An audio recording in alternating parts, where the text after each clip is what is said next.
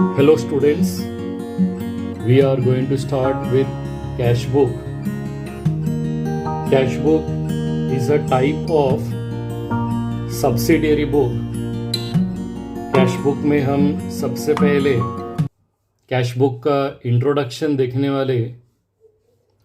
So as the name suggest cash book, in this book we are going to record all cash and bank transaction. अगर proprietor को cash receive हुआ है या cash पे किया है या अमाउंट रिसीव्ड हुआ है बाय चेक और amount is paid by cheque, so all the cash and banking transactions are recorded in the cash book. This cash book has two sides. Left hand side is receipt side या उसको हम बोलते हैं debit side, and the right hand side is payment side और it is called as credit side. So cash book हमेशा दो part में divide होता है. जो लेफ्ट हैंड साइड है it is either called as, हम उसे डेबिट साइड बोलते हैं या रिसीव साइड, और जो राइट हैंड साइड है it is called as credit side या हम उसे पेमेंट साइड बोलते हैं. So as the name suggest, receive side, debit side में whenever cash is received or amount is received by check, तो उसे हमें रिकॉर्ड करना है on the receipt side. And whenever proprietor pays cash, cash से अगर वो किसी को पेमेंट कर रहा है और proprietor is making payment by cheque, तो उसे हमें रिकॉर्ड करना है on the payment side, that is on the credit side. So whenever amount is received, details are recorded on the receipt side, and when payments are made, details are recorded on the payment side. Now this cash book is a journal because the transaction is first recorded in the cash book. It is a type of subsidiary book. It is division of journal. तो इसलिए cash book is a book of original entries, because सबसे पहले जो cash transaction रहेगा उसे हमें cash book में record करना है. That's why it serves the purpose of journal, and also it is a ledger, because at the end of the month a proprietor will come to know कि उसके पास कितना cash और bank का balance है. So cash book serves dual purpose, that is two purpose. A cash book is a journal as well as it is a ledger. Now we have to see types of cash book. There are three types of cash book. The first one is single column cash book or single column bank book. It is also called as simple cash book या हम इसे बोलते हैं simple bank book. इसमें amount लिखने के लिए एक ही कॉलम रहेगा. आइदर वो कॉलम आपका कैश का कॉलम रहेगा या बैंक का कॉलम रहेगा, इसलिए उसे बोलते हैं single column cash book. Second type of cash book is two column cash book. As the name suggest, two column cash book, amount लिखने के लिए दो कॉलम रहेगा on debit and on the credit side. एक column रहेगा cash का column और दूसरा रहेगा बैंक का कॉलम.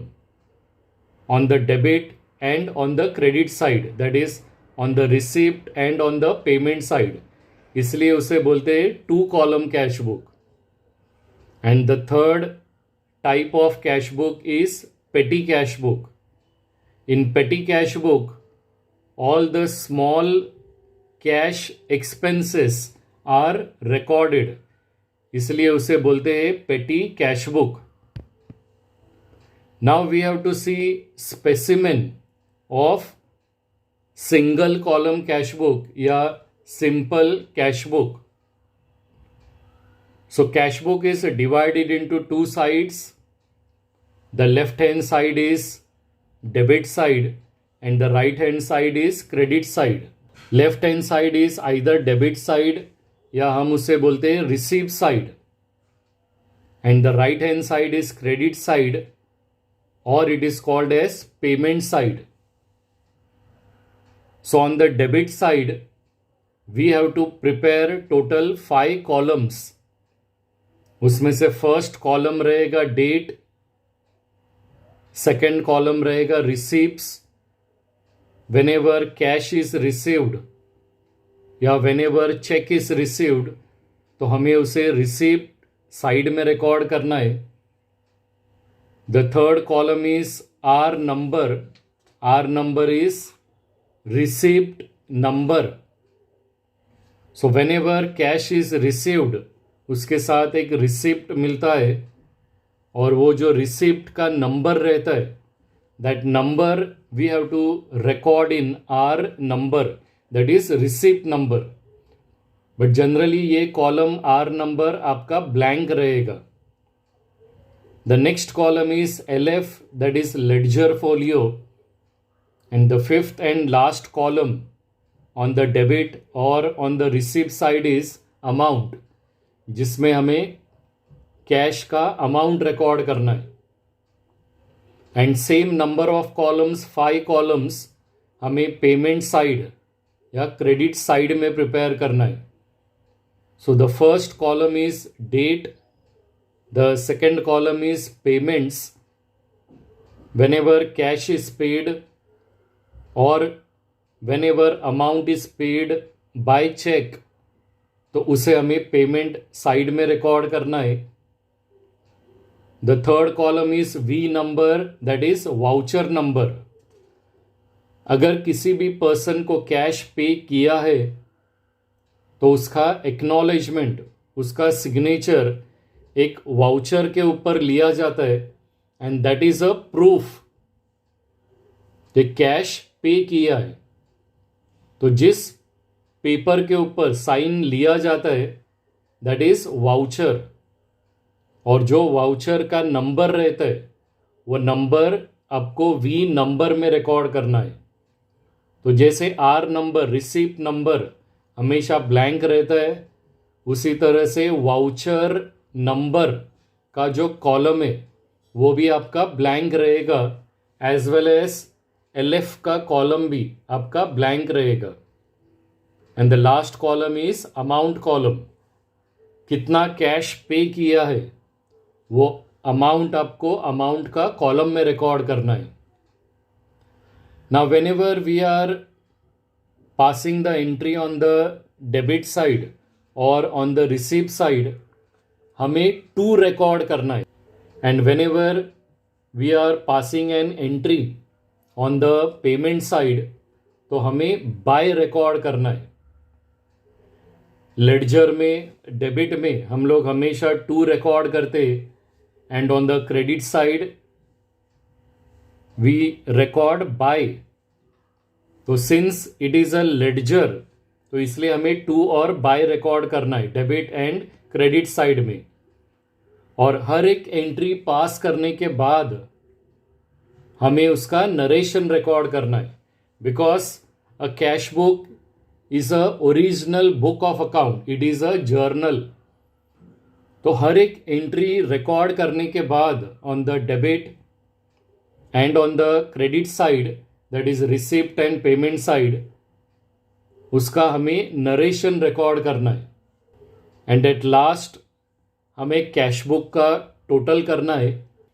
और अगर आपको कैश बुक का कैश का अगर ओपनिंग बैलेंस दिया रहेगा तो cash is a real account and real account का बैलेंस हमेशा डेबिट आता है. So if cash book opening balance is given तो उसे हमें डेबिट साइड में रिकॉर्ड करना है. और डेबिट साइड में रिकॉर्ड करते समय हमें लिखना है to balance brought down for the opening balance